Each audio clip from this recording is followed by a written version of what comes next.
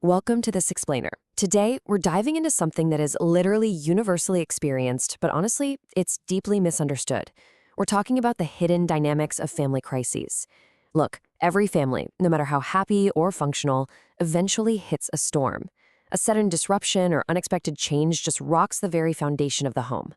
But what's actually happening beneath the surface when a family is thrown into absolute turmoil?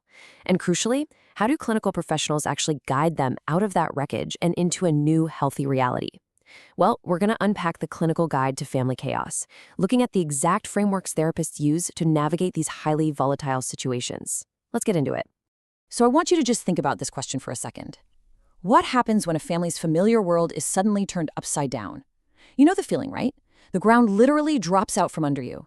Those unspoken rules and daily routines that give us all that sense of constancy and safety, poof, they just vanish. You're left feeling disoriented, you can't focus, everything just feels overwhelming, unsafe, and completely out of whack. This is way beyond just having a bad day. It's a systemic shock. And understanding how a family system reacts to this shock, that's step one in learning how to survive it. Here's the roadmap for our clinical journey today. We'll hit the onset of family chaos, the quick fix trap, the power of staying present, naming underlying feelings, containing the chaos, and finally, weaving new possibilities. Section 1. The onset of family chaos and really understanding the storm. Now, according to the pioneering family therapist Virginia Satir, families naturally establish a pretty constant state. They've got their routines, their rules, a certain rhythm. That's their norm. But then, an outside stressor or force drops in. This is what we call the foreign element. It could be a sudden job loss, a divorce, maybe adding a new child to the home, or a serious illness. Basically, it's any major disruption to those deeply ingrained patterns that forces the family straight into unfamiliar territory. This whole crisis trajectory plays out in 3 distinct steps. Step 1 is the status quo. This is the family's familiar, everyday life. Sure, it might not be perfect, but it's known. And humans, we love the known because it feels safe. Then step 2 hits. The foreign element strikes. It completely shatters that safety net, which immediately plunges the family into step 3, chaos. And in a clinical sense, chaos isn't just, having a busy schedule. It is the terrifying experience of feeling lost, where everything is just spinning wildly out of control. The old rules don't apply anymore, and the new rules haven't even been written yet. Moving to section 2, the quick fix trap and the danger of rushing. When a family is in absolute chaos, they are in pain. And what's our instinct when we're in pain? We want it to stop immediately. So the family's overriding urge is to make major, instant decisions just to dial down that discomfort. They are desperate for a quick solution, hoping some wise counselor will just hand them a magic piece of advice that changes everything. But the clinician's recognition is entirely different here. They know that rushing to problem solve in this chaotic state is a massive, critical mistake. Trying to fix a system while it's wildly off balance almost always ends up creating even more destructive patterns. I really want this quote to sink in. Satir warned that, in this state of chaos, no decision should be made that cannot be implemented within a few seconds. Think about how profound that is. When your family's equilibrium is totally destroyed, your judgment is compromised. You're reacting out of fear or helplessness, maybe anger. So making sweeping, life-altering decisions while you are structurally disoriented, it's incredibly dangerous.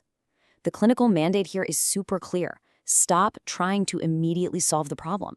Section 3. The power of staying present and the foundational role of the clinician. Our source text for this, Theory and Practice of Couples and Family Counseling, places a huge emphasis on exploration rather than problem solving during those early therapy stages. When a family walks into a session wrapped up in chaos, the practitioner's main goal isn't to just hand out a prescription for their behavior. It's actually to establish a very specific kind of environment.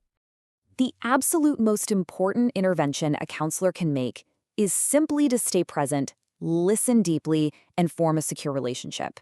It sounds really simple, right? But it's incredibly difficult to execute. In that room, fear is naturally rising and falling among the family members. Tensions are running high. The counselor has to be the steady, grounded force. By simply staying present and unflinching, the clinician silently conveys a vital message. They project this unwavering faith that any issue, no matter how terrifying, can be safely faced and discussed right there in that room. Which leads us to section 4, naming the underlying feelings and guiding the storm. Notice how the counselor totally shifts the strategy here. The family wants a clear outcome, right? They want the teenager to stop acting out or the arguments to just stop. But the counselor abandons those quick solutions. Instead, they start to settle the chaos simply by naming the experience. They intentionally ask about underlying thoughts and validate emotional experiences. Instead of asking, okay, what are we going to do about this? They ask, what are you feeling right now as all of this falls apart? Just the act of identifying and validating that fear, anger, or helplessness, it really begins to ground the family. The chaos literally starts to lose its grip the moment it's spoken out loud. Section 5. Containing the chaos and creating safety. Now, from an object relations perspective, a crucial concept here is the holding environment. This is a safe emotional space created by the counselor, specifically designed to take on, hold, and contain the family's chaos. Think of the therapist like a secure container. When the family feels like they are just spilling everywhere and totally falling apart, the therapist creates a psychological boundary. They absorb the complexity and the sheer intensity of the family's distress without breaking. They make it safe for the family to actually experience their own turmoil without being destroyed by it. And the result of that containment is huge. By containing the chaos, family members can finally tolerate the complexity of their situation. They can stop fighting the storm. They can stop pointing fingers at each other or rushing for the nearest exit. Because the counselor is doing the heavy lifting of holding that emotional weight, the family members can actually afford to just sit and be present with one another.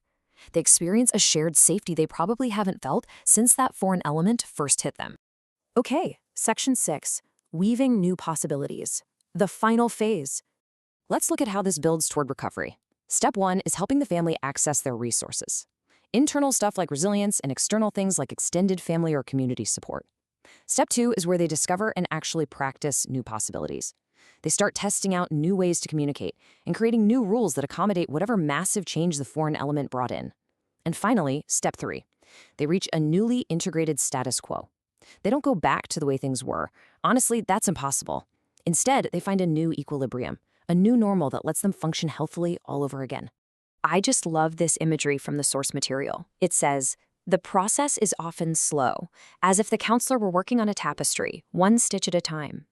Healing a family system isn't some dramatic overnight transformation. It is careful, it's deliberate, and it requires a ton of patience from both the clinician and the family. Every single validated feeling, every moment of just staying present, every small realization, that's a single stitch. And over time, those individual stitches weave together to form a beautifully resilient new tapestry of family life. Which leaves us with this final thought. Disruption is just an inevitable part of life. Systems are going to face foreign elements, that's for sure. But understanding this clinical process gives us a choice.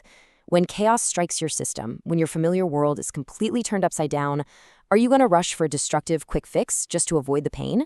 Or will you have the courage to stay present, tolerate the complexity, and do the slow, deliberate work of weaving an entirely new reality? Thank you so much for joining me on this explainer. Keep learning, keep exploring, and I'll catch you next time.